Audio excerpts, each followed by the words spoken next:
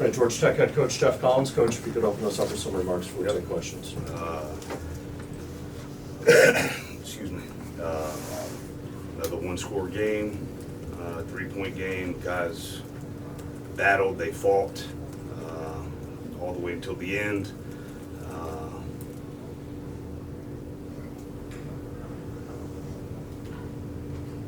So it hurts. Really close, but we still got to find a way to get over the hump and not only be in one-score games, but win one-score games and keep it going forward. But played hard, competed all the way through. Proud of the effort. Questions? Questions? Kelly? Obviously 1-6 now in these one-score games in the fourth quarter. I guess kind of, can you put your finger on where maybe there's a disconnect in execution and or you guys can't get over that hump? Is there anything in particular that stands out in your mind? Yeah, we'll go back and evaluate everything and find the key plays that kept us from winning. There were enough plays that gave us a chance to win. I think, Kelly, we want to harp on the things that go wrong, and I appreciate that. But there's a lot of things that the guys did right to give us a chance to win. That's a good football team. We just played. We were in it all the way until the end. Had some chances, had some unfortunate things called back again. And so we'll evaluate those things and we'll find out how to get better and still worry about controlling what we can control. Things we can't control, things that are out of our hand.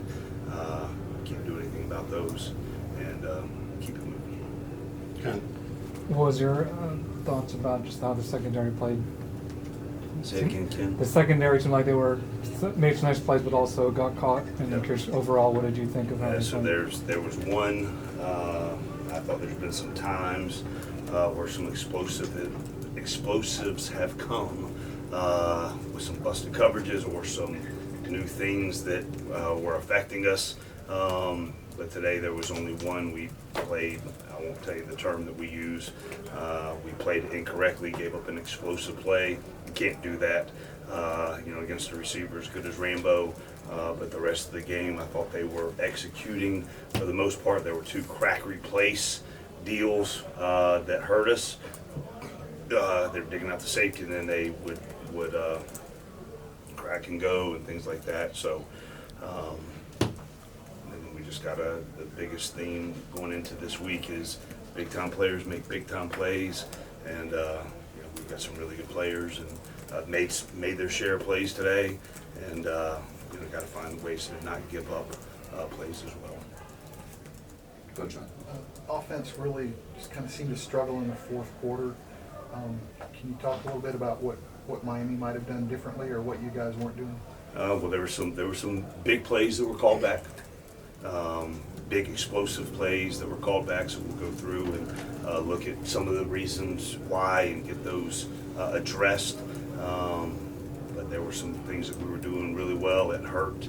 Want to give hats off to to Weston Franklin. Mikey went down. When did Mikey go down? So Mikey was down. He was down in the second quarter, then was down for the rest of the game in the third quarter. And true freshman Weston Franklin came in and battled admirably in his first significant snaps. We had Kenny Cooper go down, Jordan Williams went down, and but the guys that were stepping up and fighting and battling for us, proud of their efforts with that.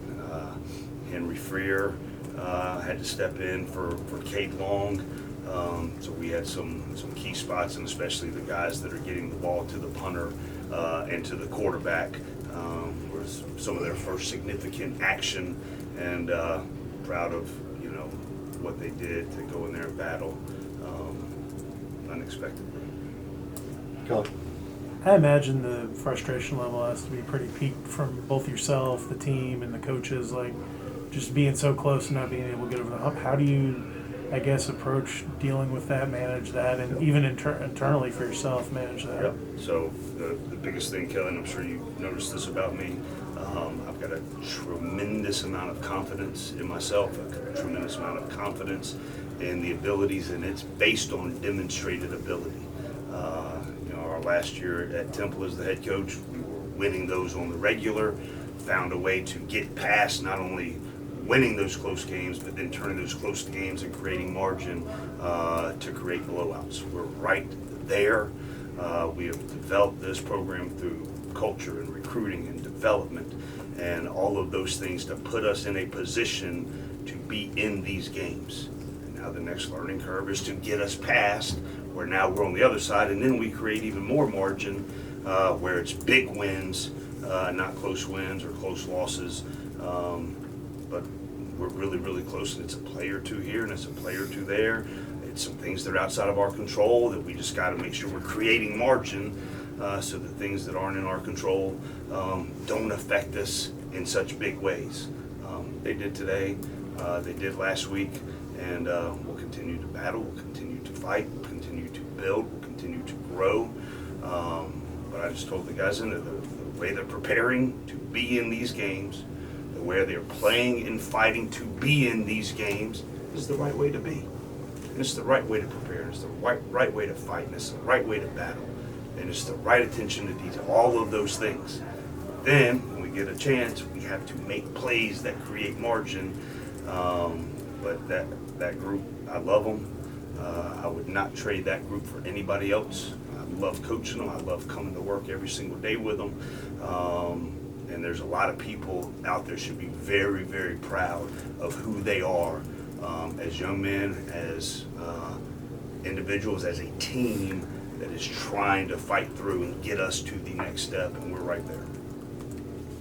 Time for a couple more, Ken. Knighton, number 4, had 162 rushing yards. I think. What were the challenges in He's a stopping good player. He's a good player. They were doing some good things with him. He popped free a couple of times. There was, I'm assuming we're not going to ask about the 2 huge 4th down stops. We had 2 huge 4th down stops. We had a red zone stop that was huge. We had some sudden change opportunities that were huge. We don't seem to want to talk about those things. But he's a really good player. Charleston Rambo's a really good player.